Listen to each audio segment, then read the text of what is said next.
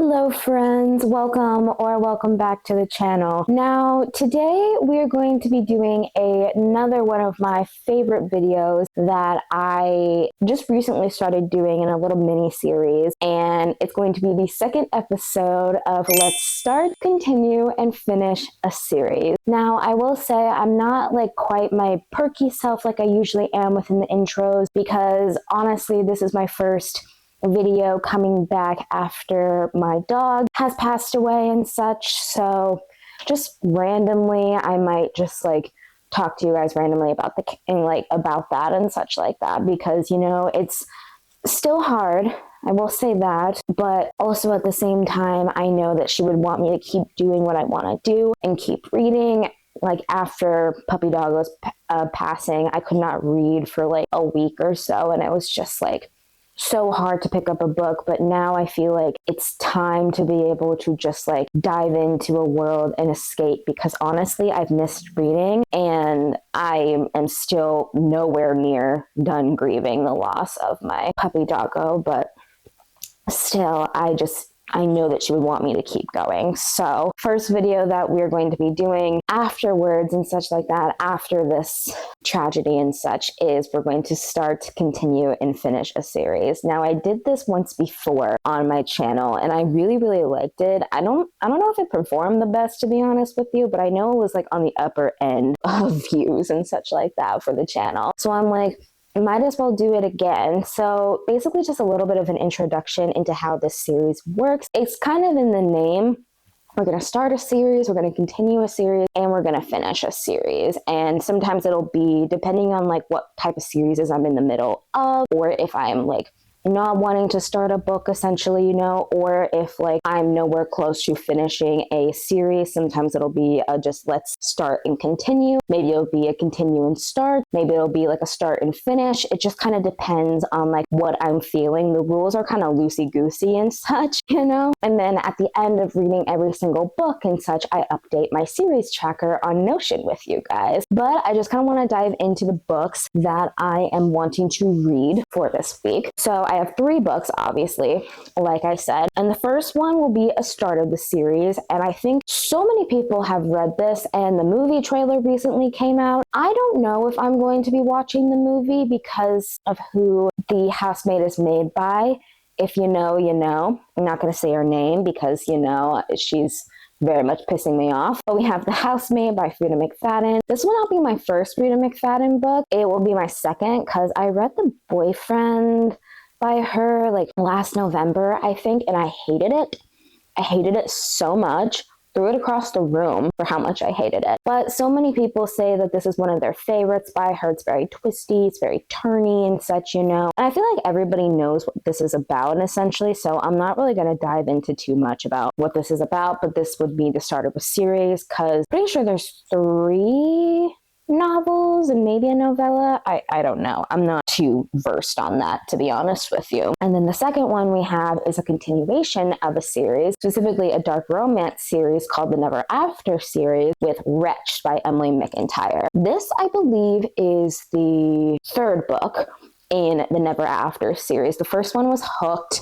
That one was fine. I don't remember too much, but I did have a good time when reading it. And then recently I read Guard. I actually read that in my 24-hour reading vlog if you want to check out my opinions on that. And I loved it. I gave it a 4-star. It was really good. I did not expect to like love it as much and fold for Tristan. I did not expect to be folded by that man. This one, Wretched, I believe it's close to like kind of like inspiration or a retelling of The Wizard of Oz and such. And like the quote on the back says, "A woman can be great and terrible too." So I'm pretty sure for the last 2 Never After books and such, the men were the morally gray characters and such, and kind of the villains. But I'm pretty sure the woman, Evelina, is the bad guy, essentially, because it says here, like, Evelina Westerly has always been the bad guy. As the brains, brawn, and botanist behind her family's drug empire, she's her father's ruthless secret weapon. After a one-night stand with a gorgeous man at a nightclub, she sated her urges and is back in her criminal ways. That is until the same man shows up as a new Westerly lackey under a total under a total different name. Oh yeah, this is like, yeah, it's a drug lord. She's a drug lord. And then I believe the guy is a DEA agent. Yeah, he's an undercover DEA agent, Nicholas Woodsworthy. He's hell-bent on destroying the drug trade that devastated his family. Evelina embodies everything he's against, and he's been sent here to be her downfall. Yet the more they learn about the darkness in each other's hearts, the more alike they seem. And when hatred turns into something more, Nicholas will have to decide whether he can love a wretched woman, even if it means bringing both of their lives to ruin. So honestly, especially with all the Wicked for Good stuff coming out, I'm like, you know what, pretty good time and such like that to read it. So that's going to be continuing on with the series. And then finally, to finish off the series, this is actually a duology. The first book I read in January for a book club book of mine, which was Heartless Hunter. And the second book in that came out maybe in like February, but I kind of wanted to read it kind of close around like fall and spooky time. We have Rebel Witch by Kristen Cicerelli, which is the second and final book in the Crimson Moth duology and such. So I feel like a lot of people have read Heartless Hunter and Rebel Witch already. So I feel like I'm not going to explain too much, but basically Rebel Witch basically follows the events of Heartless Hunter. And I won't be able to talk about this one too much, to be honest with you, because it will spoil what happens in Heartless Hunter and such. So if you want to know like what this book is about, I'll give general thoughts and such like that, and then probably do a little spoiler section essentially, and like just like tell you guys, hey, there's going to be spoilers right here, you can skip wherever, you know. But those are the 3 books that I have on my radar. And also, conveniently, my Goodreads goal this year for books was to read 50 books. I have so far read 47 books. So if I complete all 3 of these, I will meet my reading goal.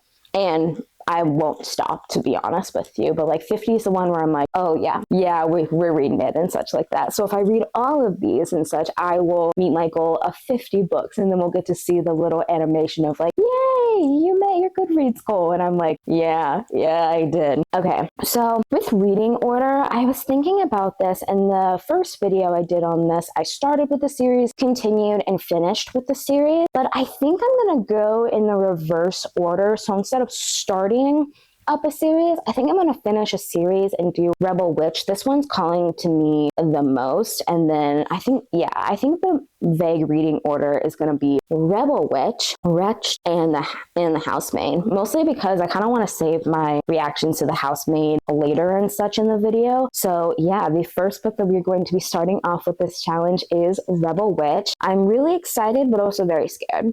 I'm very scared. Considering I really loved reading Heartless Hunter, I gave it a 4.5. It was one of the best like romanticies, enemies to lovers that I had ever read personally, because it broke the mold with so many. And I'm like, oh yeah. And especially the way that we ended off. Like, yeah, it's just one of those things where I'm just like, yeah, I need to read this. So the first book I'm going to pick up is Rebel Witch. I'm going to stop talking your ear off and get to reading.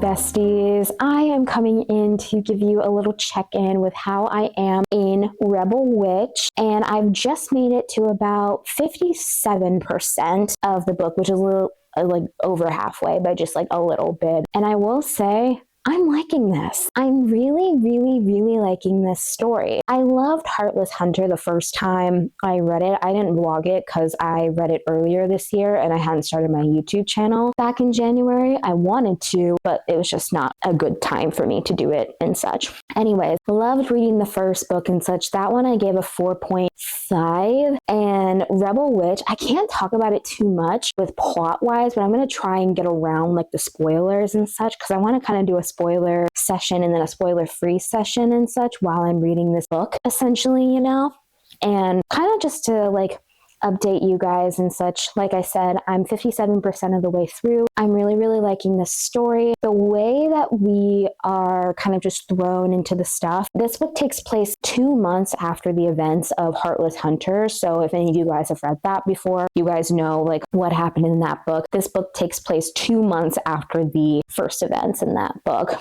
Rune and Gideon still hate each other, essentially, and they are tasked with teaming up with each other, even though they don't want to. They still very much have a lot of chemistry with each other, and they are very much like true enemies to lovers, especially with what we got in the last sections that I have been reading and such. We just got a really, really massive reveal into a little bit more about Rune's identity and such, and Rune doesn't even know this. Gideon's the one that discovers this accidentally. Kind of, but also not really, you know. But I was wondering, like, when I was reading this, you have two sides of this, like, conflict and such. You have the witches and the witch hunters. I'm not going to say anything else regarding that and such because it would be spoilers, but you have the witches and the witch hunters, and they have two very different ideologies on how this world, this new republic should be and how it should act, essentially, you know. And Rune's on the witches, Gideon's on the witch hunter side, essentially. So they're true enemies and such, and their chemistry is really good. And even though that this is labeled under young adult, a lot of the times when reading it, it doesn't feel like young adult, specifically in like the 14 like age range, you know. Like I would recommend this for more like older teenagers and such, maybe like 16 and up, mostly because of the topics that are talked about in here and like just like so many brutal things happening. There is a lot of brushes with death and such, and if you haven't read the first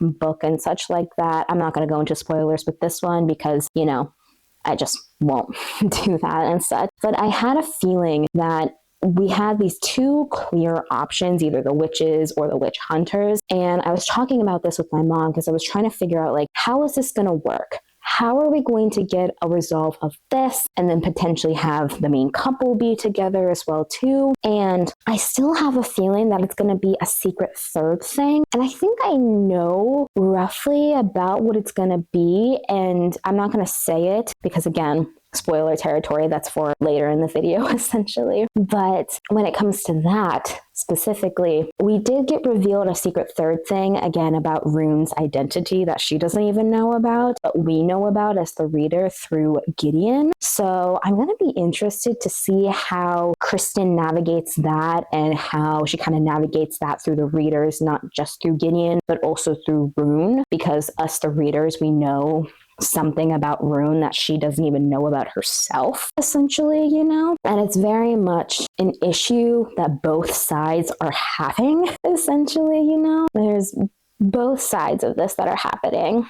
So yeah, when it comes to that, I am really enjoying the dialogue. I'm really enjoying the story, the characters, these storylines that were going on as well too. We're not just seeing the island that we saw in the first book. We're also seeing the mainland and such, and how that's drastically different from the New Republic and such, you know? And it's something that is kind of intrigued me. And since this is like a duology as well too, I'm really intrigued to see how this is going to get resolved, because right now I can't think of anything of how it's going to be resolved because I'm newer to the fantasy genre. As many of you guys know, I don't read that many fantasies because a lot of them have disappointed me in the past, aka ACOTAR, you know who you are, and such. It hasn't ruined me completely from fantasy, but I just know I have a specific tailored taste, and honestly, these ones are kind of floating my boat personally, you know, they're kind of floating my boat. Like this duology, the Crimson Moth duology is kind of floating my boat because it's really kind of easy to get into. It's taken place in a historical context. Like it's very much given like a historical fantasy novel, but it's written in a way that you don't really need to like understand it too much. Like it's written like how like most of us would talk today, you know, like there's not many English terms anymore that's like really used in this and such. It's very much not Gen Z, but very much on the sophisticated, but also at the same time easy to understand. Like if you're first starting out with a fantasy duology or like just trying to get into fantasy, I would recommend this duology just as is. Same with the Letters of Enchantment duology. Still have yet to read Wild Reverence, but I'm pretty sure I'm going to like that as well too, because that's the prequel to the duology. But if you are going to read Divine Rivals and Ruthless Vows, read those two before you do Wild Reverence, in my opinion. Probably. I don't know yet. But right now, if I were to rate it, it's somewhere between a 4 and a 5 star. It all kind of depends on where we go and how we resolve this. Because right now, I'm not seeing, I'm kind of seeing a third option as to how this is going to be solved, where everyone's going to get a quote unquote happy ending, but at the same time, not really, you know. I'm probably just going to keep reading tonight. So that's kind of the update that I have on Rebel Witch, 57% of the way through. So I'm done with that. I think I'm probably going to spend most of the night reading because like that's just how I'm feeling, you know. I was originally going to watch like a movie because it's Halloween, or like it's October technically and such. And my goal is to try to watch like a movie list of many movies that are like Halloween related and such. So I might watch that when going to bed, but right now Rebel Witch is kind of calling my name. So I'll probably update you guys tomorrow when I finish it, or maybe within the next couple of days when I finish Rebel Witch, you know. That way I can get on to Wretched and the Housemaid as well too, you know, because I really want to get to those stories as well too, you know. But for now, I will sign off right here, and then I will update you guys when I have finished reading Rebel Witch. Good evening, besties. It is currently the next day after, I'm pretty sure yesterday I filmed my check-in where I got a little bit over halfway through, and last night I was going to try and binge this, but then I got really tired, and today it's obviously a Friday, and I had a lot of driving I needed to do, and I was like at work and was able to listen to the book, and I have finished reading Rebel Witch. I have the physical copy, you guys know that, but I was just like reading it on my Kindle just because I wanted to and such, you know. And honestly, I've been toying with this rating for a little bit. I think until the end, I think I'm gonna tell you a little bit what I'm thinking with rating wise and such like that. But to kind of talk about this story and talk about like many of the reasons why I rated it the way that I did, it requires spoilers.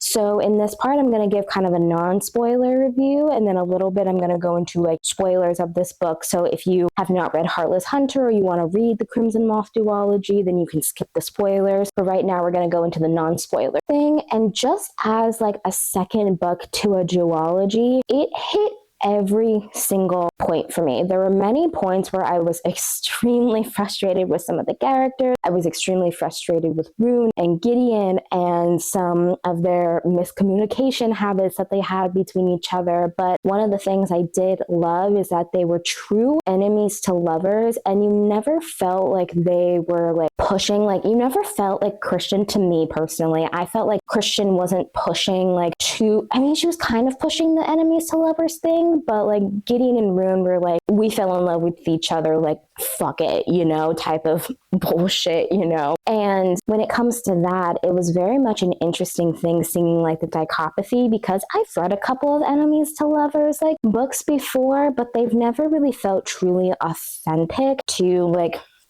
each of the characters or to the storyline and such. Like they're like enemies for maybe like a couple chapters, and then like they are like doing stuff whatever. Like in the first book especially and such, you could see how much they were enemies to lovers, and especially in this book, it's just like kind of turned up to like on like 50, like it's like turned up like a lot, to say the least, you know. And just as like a second book in general, it was good. The chemistry was fantabulous and such. And overall, before I go into the spoiler section, I honestly, my gut reaction was a 5-star, and I finished this book like a couple hours ago and such. And my still initial thing that I'm thinking back to it, I think it's gonna be a 5-star. Okay, so those are kind of like my non-spoiler like things and such like that. Do I have any other non-spoily things? Oh, but like some of the character friendships in here was really interesting to see, but now I'm going to go into a little bit of spoiler territory. So I'm going to flash a time code up on the screen. You can skip to that to completely avoid the spoilers, essentially. But obviously, we follow the events of what happened after Heartless Hunter, essentially, where a lot of stuff went down. And basically, the New Republic is kind of like fighting with Cressida and the witches and such. And Rune is faced with a difficult choice of choosing between the witches and the witch hunters and such. And basically you kind of have the two different sides of things. And when it comes to the actual storyline of like the two conflicts that we have for each side of this war, it made a whole lot of sense to the story. But also at the same time, I kept thinking about the secret third thing that happened, and it did happen the way that I thought it was, essentially, but with following after the events of like Alex dying and Cressida like coming back, essentially, you know, we kind of just like were like thrown into the mix and such. And Rune was dealing with a bunch of stuff. Gideon was dealing with like the feelings of like, oh my God, does she love me? Does she not? Same with Rune, like does she not? And their miscommunication a lot of the time drove me mad, but their chemistry was amazing at the same time. So yeah, and then one part of the ending I got right, and then it made sense as to that as well too. It made a lot of sense to the ending and why it had to end off like that specifically and such, you know? And reminder, these are spoilers for Heartless Hunter. I'm not going to like spoil like stuff for like Rebel Witch too much and such, you know? But just the way that it ended off, I'm like, oh, yeah, I should have seen that coming from like a mile away, but I still loved it. So those are my spoiler thoughts and such. I think it's going to be a 5-star. And this is also the Barnes & Noble exclusive edition, because the regular cover looks like this and such. I'll pop it up somewhere on the screen. It's more of a red color, while this one is more of like a like darker blue compared to like Heartless Hunter, which is like this lighter blue and such. So these are like the two books together and such. And honestly, they work really well together when it comes to like the spines and things like that, you know? But yeah, that's pretty much all I have to say on Rebel Witch. I really, really liked it. I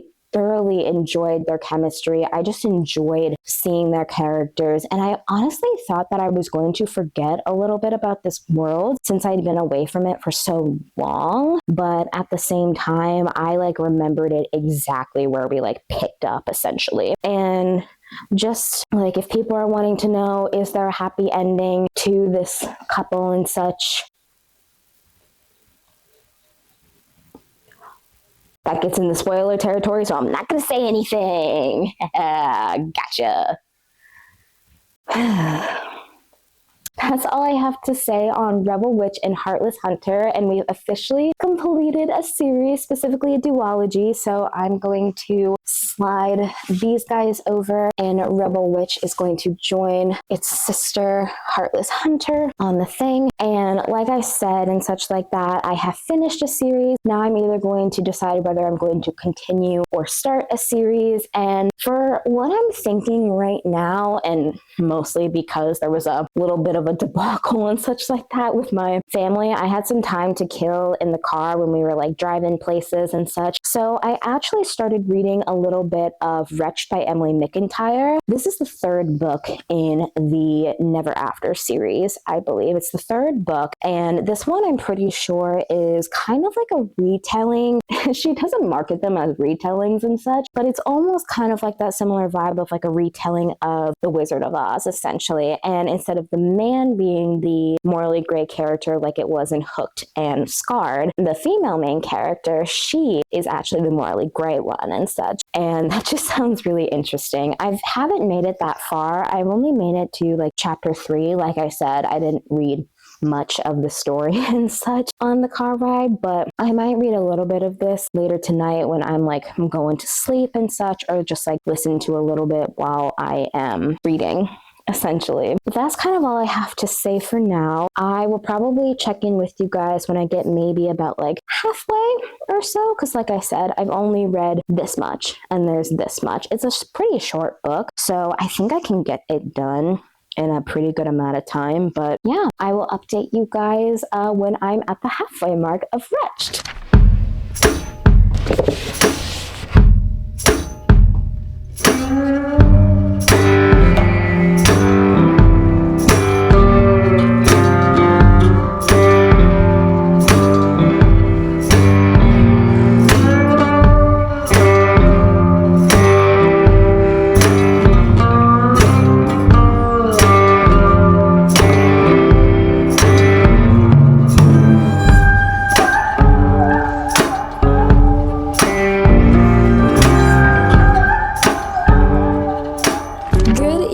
Besties. It is currently Monday, October 6th. Can y'all hear me? I hope y'all can hear me. I don't have the microphone attached to my shirt because one, I was too lazy to kind of clip it on, so we're just holding it for now. But I'm coming with my halfway mark check-in. I looked on Goodreads, like I put it into my Goodreads thing, and I'm currently on chapter 22, page 167, and that's about like 55% of the way through. And I have thoughts, but while also simultaneously not having a lot of thoughts at the same time. I tell you what, I was listening to a little bit of this in my car ride up to school today for my commute and such, since you guys know that I commute and such. And I was listening to this and I was like, so much of this, I have to always remember that with like dark romances, it is very much dark for a reason. And a lot of these things are very much a no-no. Like there are some things that are happening with like Eveline and Nicholas, and specifically with the way that Nicholas is handling some certain things when it comes to being a DEA agent. Yeah, a DEA agent. And I'm just like, would that fly per se, like specifically, I know that there are certain rules about when it comes to like being an undercover cop and such, but I don't know what those rules are when it comes to this. And the chemistry, you can definitely tell that the chemistry is there. It was there for them on page 1, essentially, when, technically not page 1, but like chapter 1 and chapter 2 and such, you could kind of see their chemistry kind of like, just like it was on the page. You could 100% see it on the page, and it hasn't left, to say the least, So like I have thoughts, but like not really. Like I'm almost kind of getting the same vibes that I did from Hooked, but for some reason I'm liking this couple a lot more. I'm not sure why, to be honest with you. Sorry, I had an itch. I'm not too sure why I'm liking this couple a little bit more than Hooked, but maybe it's because I have a little bit of like a better connection with the Wizard of Oz, which there are definitely a lot of elements.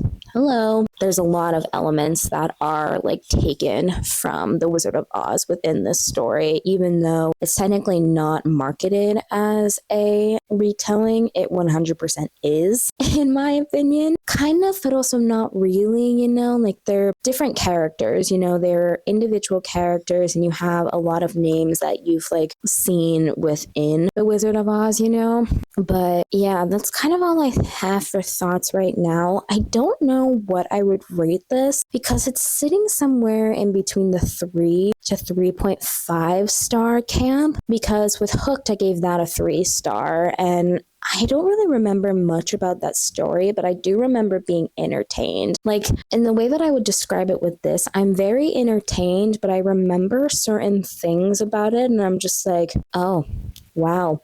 Okay, so we got that going on and such. And it's also, again, it's another fairly short book, so I think I can get through it within like another day or so. I probably am gonna, after this, read a little bit more and then probably listen to a little bit of it more on my commute ride up there and such. And then, yeah, that's kind of that's really all I have to say. Like, I feel like I've just walked around in circles and just talked in circles at you guys. So hopefully y'all's get what I'm feeling. Like, it's good, but I'm not completely loving the story. Like, it almost kind of reminds me of, like, you know, when you're like sitting down and you're just like really, really bored and you have like a bag of potato chips really close by and you're like watching something and you're just like eating the bag of potato chips, not caring about the consequences later. Low-key, that's kind of what this book feels like. Like, I feel like I'm eating potato chips when it comes to this book, and that's not a bad thing whatsoever. It's not a bad thing in my opinion, but I will say the epitome of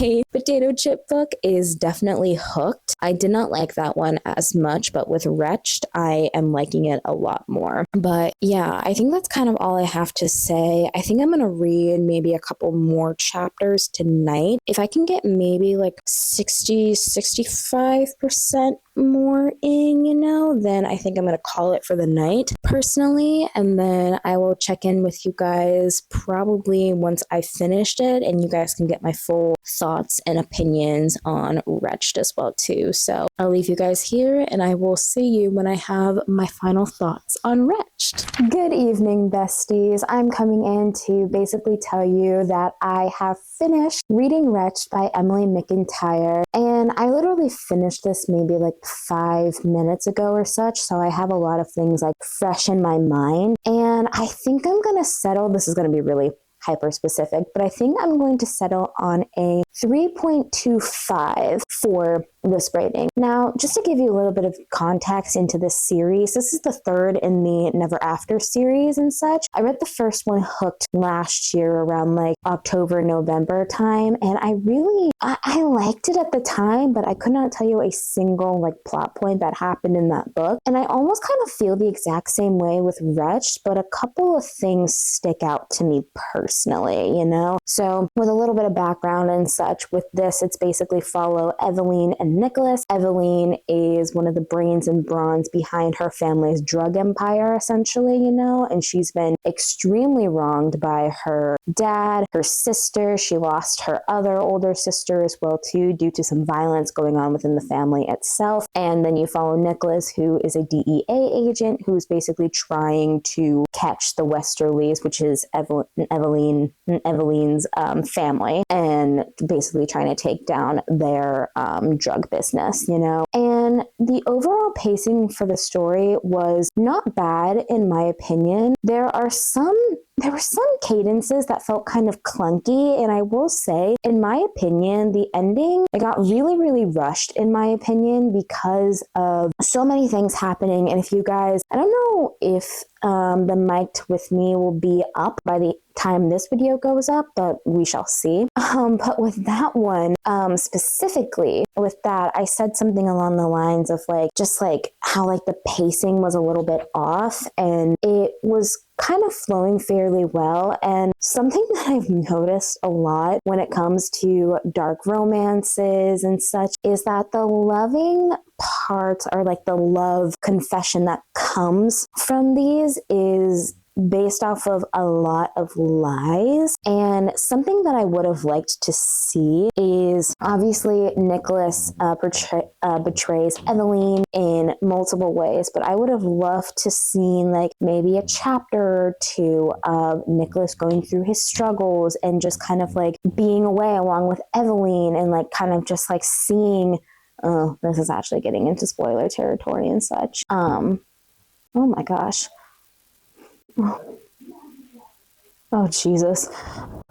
Hopefully y'all didn't hear that on here. But there was just a point in the book where I felt like something could have been, like specifically related to the ending, I think it could have been dragged out a little more, because it's a small book and there's an extended epilogue in here. I'm not gonna lie, I didn't even read the extended epilogue. Now, don't sue me for that, but it was just one of those things where I'm just like, huh, okay. that's over now. Anyway, so very much a 3.25 sounds like a good rating for me personally. And I was talking with my mom about this book because this book is not bad by any means. I think a 3-star and up is a really good rating for me personally. And the way that I kind of described what it was like reading this book, it was almost kind of like I was sitting down watching a movie with a whole bag of potato chips and just eating and eating and eating until the whole bag was gone. That's what it felt like reading this book. It felt like I was eating a bunch of potato chips and such, which is not a bad thing. It was really, really fast paced and it kept me entertained, but for like the quality of writing and the storytelling and the romance just wasn't enough for me personally. So that's why it's getting a little bit on the lower side of it's a 3.25 essentially, you know? So I feel like that's all I kind of have to say on Wretched. I can't think of anything else. Oh, just related to the pacing. The pacing was just really kind of fuzzy, and a lot of the decisions that both Evelyn and Nicholas were making, I tell you what, a lot of the times when it would switch between the two characters' point of view, in Nicholas's point of view, Evelyn was being Evelyn, but the minute it switched to Evelyn's point of view, Nick almost became a different person, if that makes any sense. He low-key became a different person, which I don't know if that was intended or not, but it just didn't really flow right for me personally. So that's kind of all I have to say on Wretched. Final rating is 3.25. Not a bad book whatsoever. I'm still going to continue on with the rest of the series because, they're quick, they're simple, they're really, really easy to get through. So I might as well just consume the rest of the series. But that's that. And then the last and final book that we have for this video that obviously continued off with the series. So we're going to continue on with that more. But the next one that we have in the series is The Housemaid by Frida McFadden. And this would be the start. And this is going to be the start of a series because the Housemaid series has The Housemaid, The Housemaid's Secret, The Housemaid's Watching, and then some little short novella and such. Now I will say a little bit of background with me and Frida McFadden. I've only read one of her other books, and that was The Boyfriend by her, because so many people love her writing and people just love her writing in general. And I did not like The Boyfriend by her, but so many people have been telling me for years, literally, to read this book, and I'm really kind of intrigued. The only thing I really know about it is that it's this woman where she is basically cleaning the Winchester's house every single day. She lives in a tiny room on the top floor, essentially. I know that there's a movie being made about it, but I'm not gonna lie, I don't know if I'm going to watch the movie because it has a very controversial actress in it playing the housemaid herself. So we shall see. Maybe this book can convince me to watch the movie, but I have no idea. I have no idea. So it's almost 9:40 as I'm recording this. I might start a little bit of this tonight before I go to bed because it's a thriller. I'm pretty sure everybody knows what this is about, so I don't really want to just talk your ear off essentially about what this is about, because everybody and their brother knows what this is about. But basically this woman comes in, she's a housemaid, she starts seeing interesting things happen around the house and such, and on the back of the book it says, the Winchesters don't know who I really am, they don't know what I'm capable of. So with that and such, that really intrigues me because there's going to be a sinister level to the housemaid herself. I'm really curious to dive into this book. So many people say that this is one of their favorite Frida McFadden books that I'm just okay, I guess I have to read it to kind of understand. And I'm putting away the notion that I had with The Boyfriend and such, and I'm kind of treating this kind of like a new book by her and such because, one, it's been a while since I've read The Boyfriend and I don't remember much about that book, which I guess is a good thing. But yeah, I think later tonight I'm going to start reading a little bit of The Housemaid. I don't know if I'm going to buy the audiobook. I'll need to listen to the audiobook and see if I like the narrator for it. But for now, I think I'm just gonna, I don't know, but that's pretty much all I have to say. I will probably check in with you guys when I've made it about maybe halfway through the book, but we shall see next when I pick up the camera.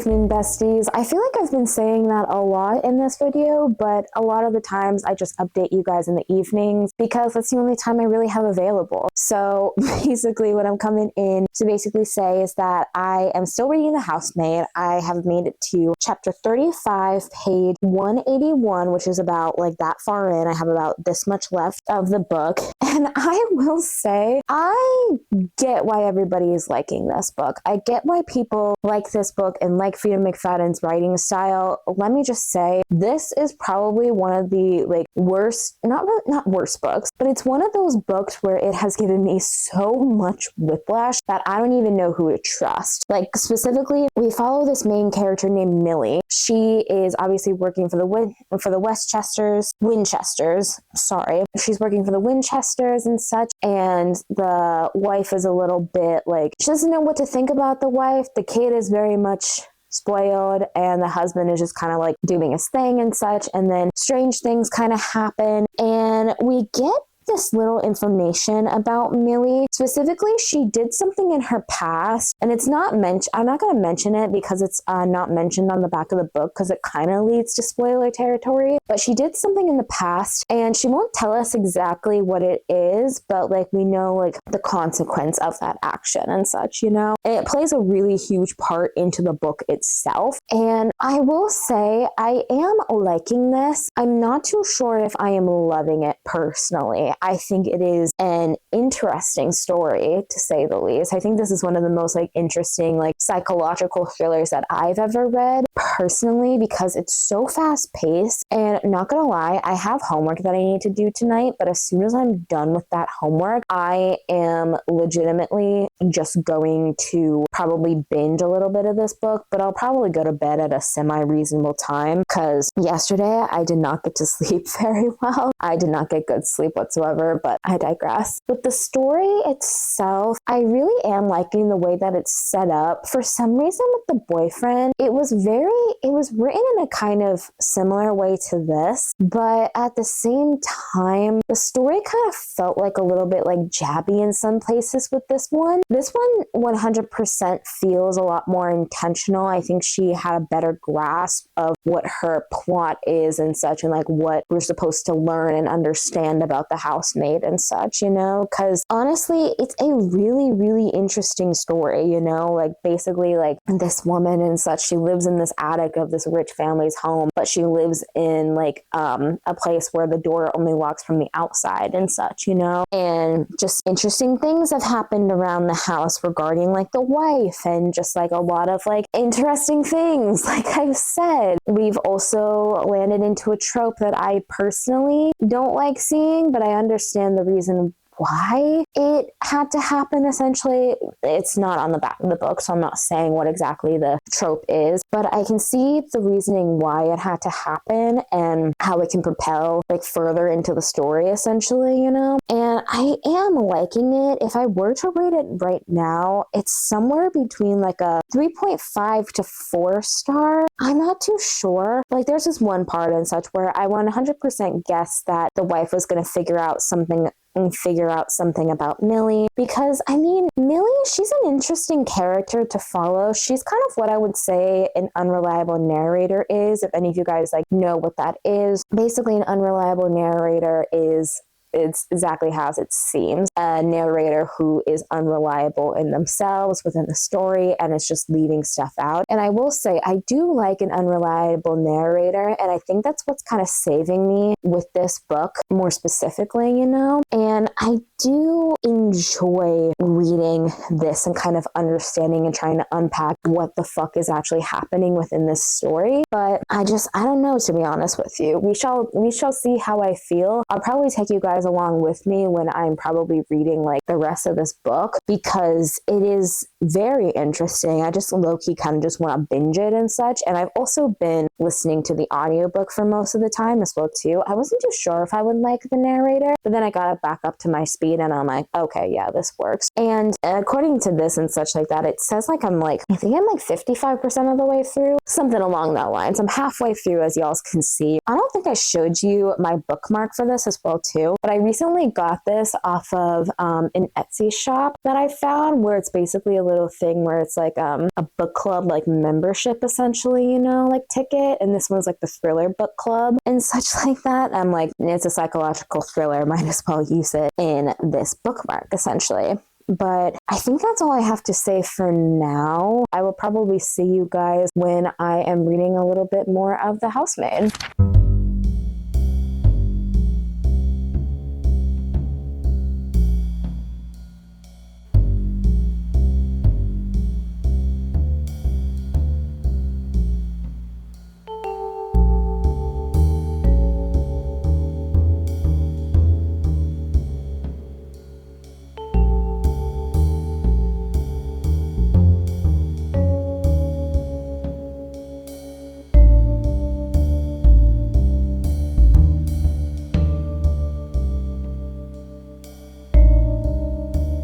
Hey again, friends. I honestly was not expecting to make an update, but I thought I would just because I've gotten to a very pivotal point within this story. You guys know, still obviously reading The Housemaid by Freida McFadden. I'm on chapter 51, page 270, with an hour and 38 minutes left. And oh my God. I can see why people love this book. It is extremely, extremely fascinating. Extremely horrible, but extremely fascinating. You think it's going to be this one thing, and then it's just a completely different thing, Because I just got done with part 2. Now we're on to part 3. And I can't remember if I said this in one of my updates, but I said I would hoped we would get Nina's point of view. And we did get Nina's point of view. And I understand why she is the way that she is. And for those of you guys that have read the book, I wonder if you guys feel the exact same way that I do about her, which is empathy and sadness, to be honest with you, because of how much has happened and such, because we get it from Millie's side and then we get it from Nina's side, and you understand. I tell you what, the two women within this is so interesting. Like the concept of just like having these two different types of women and with how they are perceived is so fascinating to me. And this is not, I'm not getting into spoilers whatsoever. It's crazy. I see why people like this story, but I have no idea how this is going to end. I really am enjoying this story. It's not going to be a 5-star. I know that for certain. The highest it's probably going to get is maybe like a 4.2. No, a 4.5 is probably the highest it's going to get. But right now it's sitting in the 4-star camp because it's really kind of hitting it on the nose of like the psychological thriller aspect, because there's not just horrible, horrible things happening, to the characters. There is just this mysterious underlying, and I had a feeling that one of our characters was not as they seemed, and it turns out two of our main characters were not as they seemed. And I feel bad for one of them, and the other one I do not feel bad for whatsoever. And for you guys that have read it, you guys know exactly who I mean when I'm talking about that. But I kind of want to go back in and just kind of go back under, because it's like 6:18 as I'm recording this. I don't know if you guys can see it in the background, but it's like 6:18 when I'm recording this. I have like an hour and like 40 minutes left of the book according to the audiobook, and I am so intrigued to see how this story is going to go. It is extremely, extremely interesting. So extremely interesting. And I'm just like, wow, like I'm pretty sure you guys saw it. I like stopped some of the time lapse to just be like, oh, wow. A lot of the times I was basically looking at the camera like, what? Or being like, oh my God. But yeah, that's kind of all I'm feeling. Short little update before I give you guys my final thoughts on the book and such. And I'm really liking it. I see why people like it and such, and I'm glad I decided to give her another chance as well, because, sometimes and such like that, some authors, but then again, I've heard this a lot with Freida McFadden, like universally, everybody loves reading The Housemaid by her, but like some of her other books in the past, and like the books that she's been like writing and the books that she has been producing as of recently, some people like them, some people don't. I think it just depends on people's taste, but she's very much more of of the definition of a prolific writer. And I can see why. And she really does do a really good job at doing characterization and creating plot lines. And I'm like, how did she come up with this? I want to find an interview because I'm so fascinated how she came up with this story, because it is so fascinating. It is so interesting how someone can come up with this, you know? And I mean, I've read more depraved stories than this. Hell, I read Stephen King and such, you know? So I've read stories a lot more torturous than this one, but still, this one just makes me just like, it makes my heart feel heavy, and I feel so much for these characters. I feel so bad for some of them, and then some of them I just kind of want to like run them over with my car maybe about 40 times over just to make sure that they are dead. Yeah, just seeing Nina's point of view, it opened up something to me, and I'm just really curious to see how the rest of this book is going to turn out. But yeah, I will probably update you guys when I have officially finished up the book. Maybe I'll put in some clips of me reading like the plot twist, but like at the same time, I'm just like, like this is good. Like this is really good. Okay, I will see you guys in just a little bit.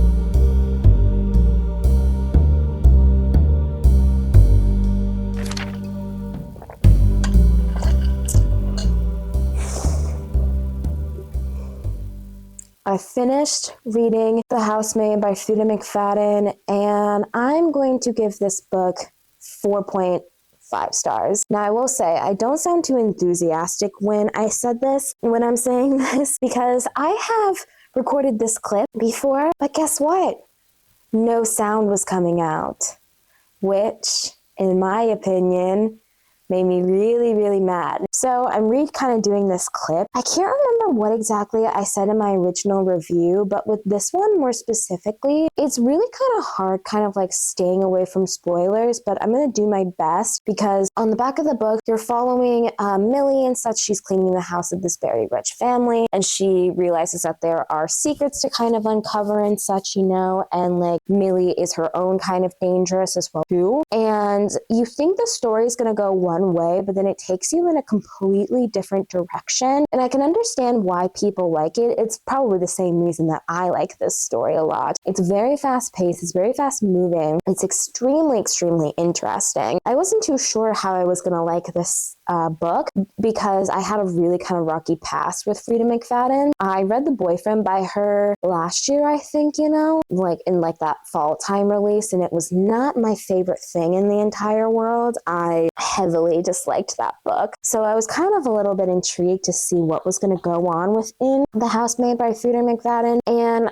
in the beginning and such like that, it was interesting seeing like the 2 point of views and such like that, because in this book, you get Millie's point of view, and then a little bit later on in the story, you get Nina's point of view and such. And sometimes things kind of change a little bit when you're going kind of like halfway through the book is when kind of like the tone shifts, and you think you're talking about this one thing in the beginning of the book, and then it kind of goes into this different thing where it's like, oh, wow, how did she think about this? Like, how did she think up this idea, essentially, And it's just one of those things where I'm like, what in your brain power? Like, what? Like, how did you come up with this? I genuinely want to know how Frida McFadden came up with this book concept and such. And it made me root for characters that I didn't like in the beginning, but then near the end, I'm like, thank God I rooted for them because of just like the plot twist and getting to learn even more about the story and such, the only thing I think that's kind of keeping it from being a 5-star is I wish we kind of went into a little bit more in depth to the main crux. If we could have seen the inner workings of what was going on and such. I can't talk about it much because it would be a spoiler, and thrillers are best read when you go into them blind and such like that. But I will say there are some triggering topics in this, and the triggers are kind of related to things that are not explained on the back of the book. Like the back of the book explanation is like really, really small and really, really tiny and such. So I can't really dive much into those triggers without getting into spoiler territory. But just so you know, if you do trigger easily, just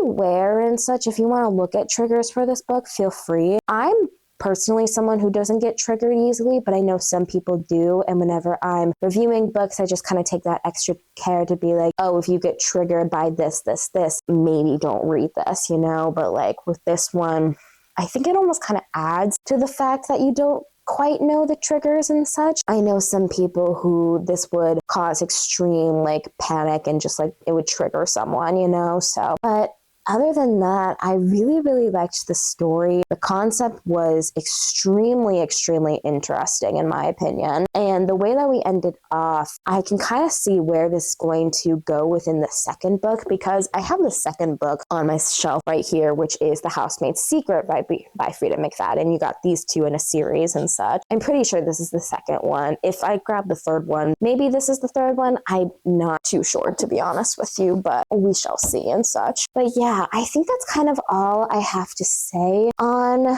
The Housemaid by Frida McFadden. So I think I'm going to grab the other books and such like that. Oh, right. I have them here from when I was recording earlier, but then no sound was coming from the microphone. But, just want to make sure that the thing didn't turn off again. So I'm just going to do a little bit of like a reading recap in these last 2 weeks. I first started out with reading Rebel Witch by Kristen Ciccarelli, The Wretched by Emily McIntyre, and then The Housemaid by Frida McFadden. Just a little bit of recap on like readings and thoughts and such on the book. Rebel Witch to me is still a 5-star. I loved the series. I loved the way that this duology like ended off. I wasn't too sure if I needed to watch a explanation of Heartless Hunter, because I read it more at the beginning of this year. But honestly, you can kind of go into it a little bit like on the like blinder side, and you will still kind of know a little bit if you read the first book, of course, And it was so interesting kind of like seeing, and the top quote says like, love has never been so deadly is 100% true. It is 100% true when it comes to this book. There were so many high stakes. There was so much chemistry. There was so much just like happening within the story. I guessed part of it, but the overall feeling, it just made me feel good. Like this 100% is like a 5-star that still kind of lives with me personally and such. And then the next book that I read earlier within the week was Wretched by Emily McIntyre. This is the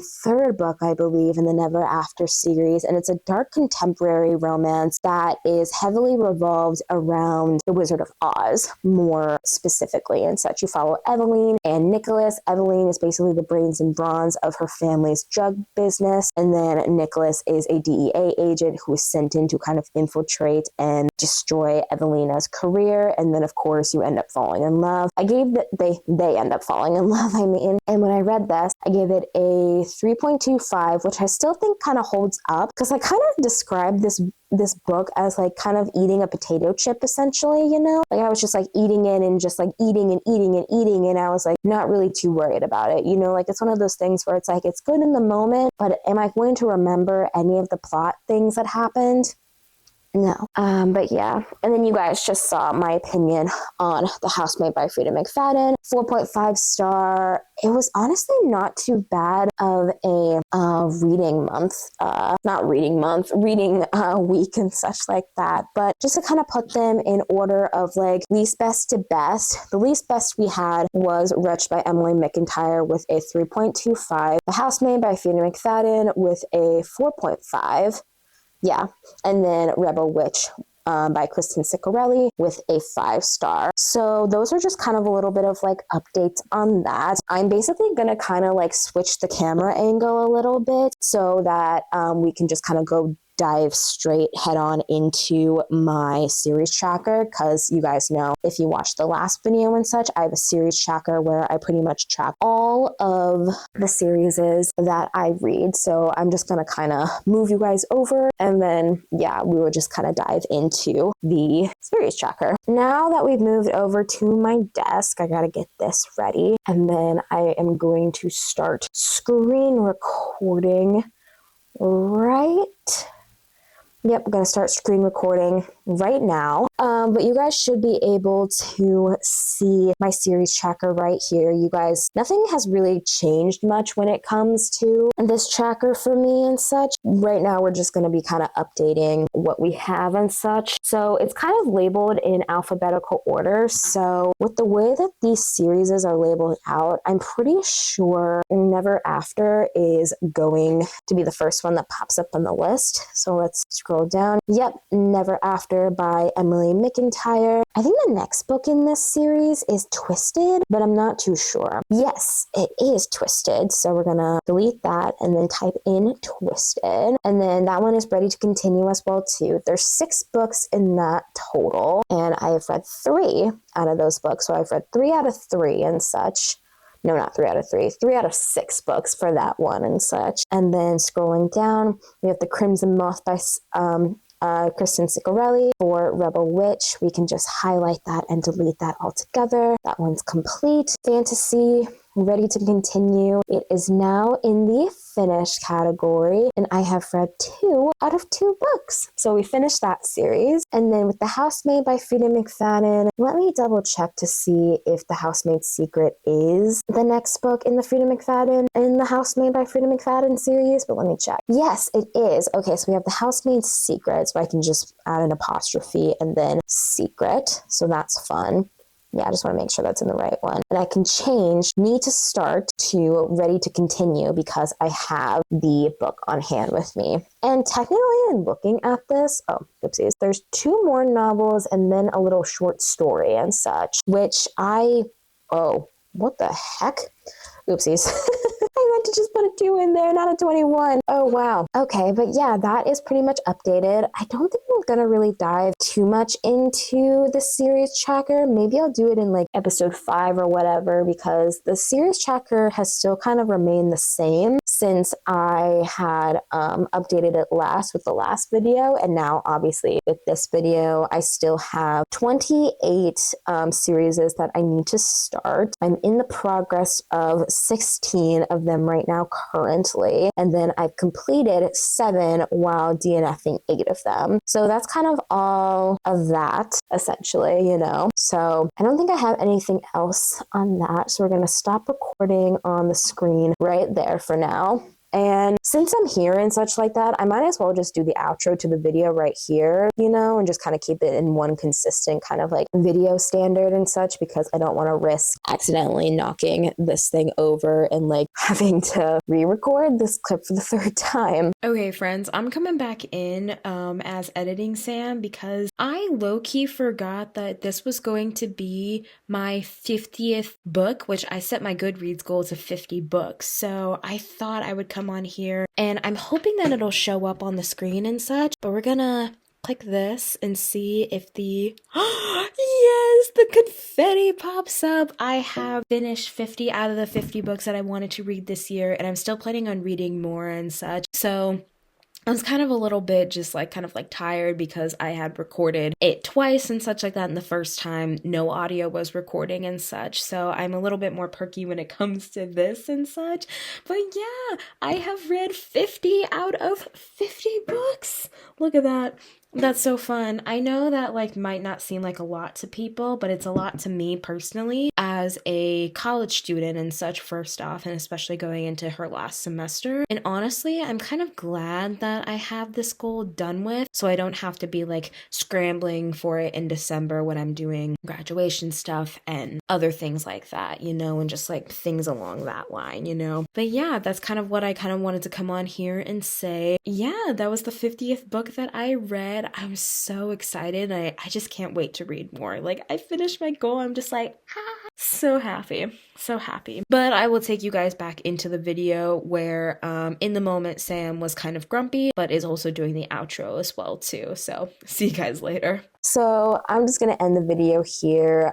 Thank you guys again so much for watching. Let me know if you got shocked by the ending of The Housemaid by Frida McFadden. Let me know if you have read any of the Never After series and which one is your favorite and such. And let me know if you were satisfied with the ending of Rebel Witch by Kristen Ciccarelli, if you have read Heartless Hunter as well too. And I don't know, I think there's a key emoji. You know what? Why don't we have, leave me a house emoji if you made it to this far and made it to the end of the video and such. Like always, my stuff is in the description down below. My Instagram, Goodreads, Fable, TikTok, Pinterest, and such like that. All of those things are down there below as well too. Some of them also may be popping up on the screen. And again, thank you guys again for watching as well too. I always have such a fun time when doing these videos because it gets me a little bit more into series and such, and I personally don't mind being in the middle of a bunch of series, which is why I'm not like dying to get this down like extremely far. If anything, I'm trying to get my physical TBR done before I get most of these series done. But yeah, I really hope that you guys have an amazing day, week, month, and year. See you later, friends.